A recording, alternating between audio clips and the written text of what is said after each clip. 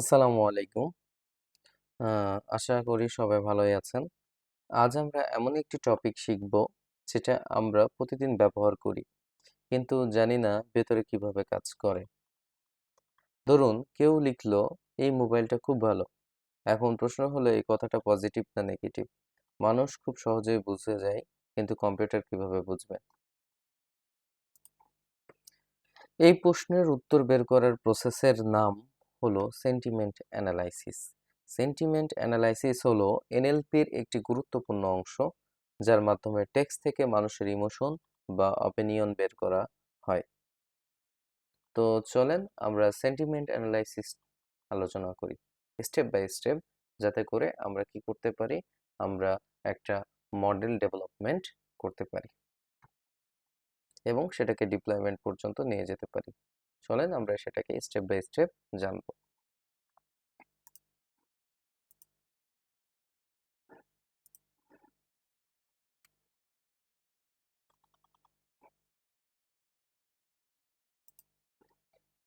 ওকে, তো sentiment analysis step by step প্রসিডিউরগুলো আমরা দেখি। স্টেপ 1 আমরা কিভাবে কাজ করব। তো চলেন আমরা আমাদের যেহেতু এনএসডিএ লেভেল 6 এর পরীক্ষা আমরা অংশগ্রহণ করব, সেই ক্ষেত্রে আমাদের অবশ্যই একটা রিকোয়ারমেন্ট আছে। ওই রিকোয়ারমেন্ট ওয়াইজ আমাদেরকে কি করতে হবে, আমাদের জবগুলো কমপ্লিট করতে হবে।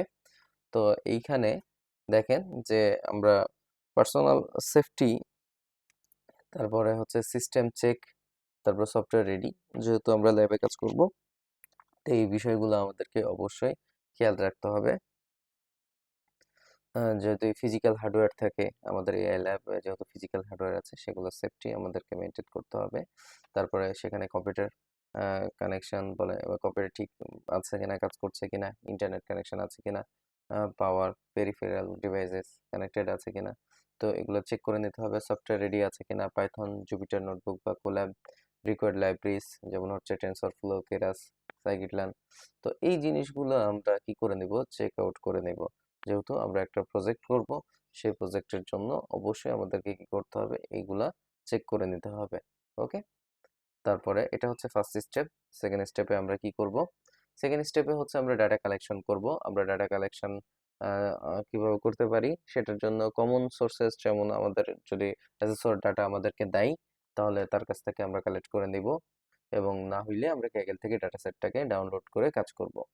ঠিক আছে, অবশ্যই ডাটা সেটে কি থাকতে হবে, যেমন টেক্সট কলামের মধ্যে রিভিউ বা সেন্টেন্স, এটা তো থাকতেই হবে, টেক্সট কলামটা থাকতে হবে। লেবেল কলাম অবশ্যই থাকতে হবে, যে হচ্ছে পজিটিভ না নেগেটিভ না নিউট্রাল, এই দুইটা জিনিস কিন্তু অবশ্যই থাকতে হবে, না তো আমরা সেন্টিমেন্ট অ্যানালাইসিস করতে পারবো না। তো মাস্ট বি চেক।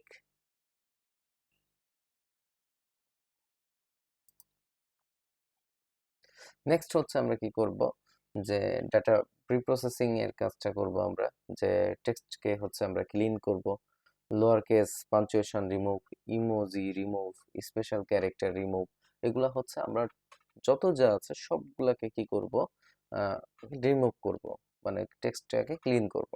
তারপর আমরা টোকেনাইজেশন করব, টেক্সটকে টোকেন বা ওয়ার্ড বা সাবওয়ার্ডে ভাগ করা এবং সেটাকে নাম্বারে প্রোভাইড করা, এই কাজটা করব। দেন প্যাডিং ইউজ করব, সব সেন্টেন্সে সেম লেন্থে আনবো। তারপর লেভেল এনকোডিং করব, পজিটিভ হলে 1, নেগেটিভ হলে 0, এভাবে এনকোড করে নিব। যেহেতু কম্পিউটার কি করতে পারে না, মানে আমাদের ওয়ার্ড টাইপের ডাটা বুঝতে পারে না, অবশ্যই সেটাকে কি করতে হবে, এনকোড করে নিতে হবে। স্টেপ 4 এ আমাদেরকে কি কাজ করতে হবে, আমরা ট্রেন টেস্টে স্প্লিট করে নেব, ডেটা সেটকে ভাগ করে নেব। সাধারণত আমরা 2 ভাগ করতাম, এখন আমরা একটু 3 ভাগ করব।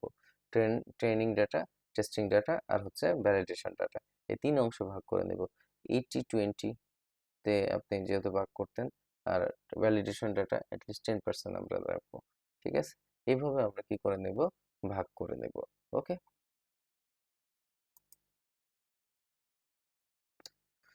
আহ, একটু ব্যাক করি, আমাদের একটা জিনিস বলা হলো না, যে আমরা ট্রেনিং যে ডাটাটা আছে সেই ডাটা থেকে হচ্ছে ভ্যালিডেশনের জন্য কিছু ডাটা আমরা কি করব, রাখবো।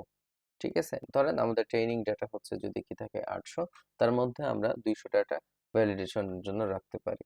ওকে, এই হচ্ছে বিষয়। তো আমরা সামনের দিকে আগাই। তো মডেল সিলেকশন, আমরা ডিপ লার্নিং এর যে মডেল, যেহেতু ডিপ লার্নিং নিয়ে কাজ করছি, তো ডিপ লার্নিং এর যে মডেল আছে, যেমন আমরা এলস্টিম নিয়ে কাজ করব, তাছাড়া এটাতে কি করা যায়, ট্রান্সফরমারও ইউজ করা যায়।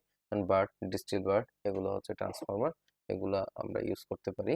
তারপর embedding layers, convert token IDs word ভেক্টরে কনভার্ট করে, অর্থাৎ আমাদের মিনিংফুল হচ্ছে কি দেয়, আমাদের নাম্বারগুলো দেয়।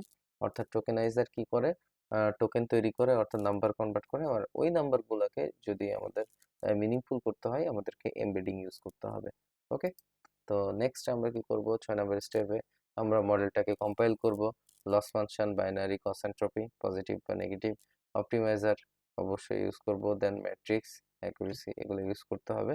তো আমরা এটা যখন হ্যান্ডস অন ডেমনস্ট্রেশন দেখব তখন আমরা এটা বুঝবো। তো চলেন আমরা সামনের দিকে আগাই। স্টেপ 7-এ হচ্ছে আমরা মডেলটাকে ট্রেন করব। ট্রেন, তারপর ইউজ ব্যাচ সাইজ, দেন ইপোচ, এগুলো আমরা ইউজ করব।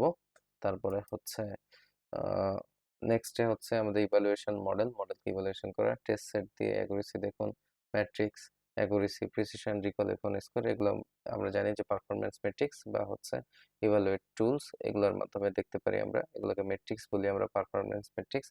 মডেলের পারফরমেন্স জাস্টিফাই এগুলো ব্যবহার করা হয়। নেক্সট আমরা কি করব, যে আমরা প্রেডিকশনটা চেক করব, নতুন টেক্সট ইনপুট দিয়ে সেটার সেন্টিমেন্ট চেক করে দেখব সেটা ঠিকঠাক আছে কিনা, পজিটিভ বা নেগেটিভ বা নিউট্রাল, এটা চেক করব। দেন আমরা কি করব, লাস্ট আমরা কি করব, মডেলটা ডিপ্লয়মেন্ট করব।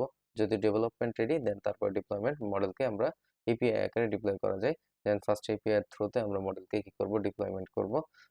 এবং এটা আমরা এখন করব না, যেহেতু আমরা অ্যাসেসরে ডিপ্লয়মেন্ট পর্যন্তই শেষ। আর আমরা যখন নিজেরা কাজ করব, একটা মডেল ডেভেলপ করব বা সাস প্রজেক্ট তৈরি করব, সফটওয়্যার অ্যাজ এ সার্ভিস, তখন আমরা front end, web app, mobile app থেকে মানে মতো করে আমরা সেটাকে রেডি করে নেব, ঠিক আছে। তখন আমরা ফ্রন্ট এন্ড তার সাথে কানেক্টেড করে নেব, ঠিক আছে। এই হচ্ছে বিষয়। তারপরে হচ্ছে আমরা যদি কুইকলি এটার একটা সামারি বা ওভারভিউ দেখতে চাই, প্রথমে হচ্ছে টেক্সট ডাটা থাকবে, সেটাকে ক্লিন করব, তারপর সেটাকে টোকেনাইজ করব, তারপর প্যাডিং ইউজ করব, তারপর এমবেড করব, তারপর এলএসটিএম বা ট্রান্সফরমার যে কোনো একটা মডেল সিলেকশন করব এবং সেটার মাধ্যমে সেটাকে ট্রেন করব, দেন ইভালুয়েট করব, দেন প্রিডিক্ট করব। এটাই হচ্ছে আমাদের কি, ডেভেলপ বা ডেভেলপমেন্ট। ওকে, এই পার্টটাকে বলছি আমরা ডেভেলপমেন্ট। যখন আমরা এটাকে এপিআই কনভার্ট করছি সেটাকে বলছি আমরা ডিপ্লয়মেন্ট। তো আমরা এভাবেই কাজগুলো করতে পারি। তো চলেন আমরা নেক্সট ক্লাসের জন্য প্রস্তুত হই। ধন্যবাদ সবাইকে। আসসালামু আলাইকুম।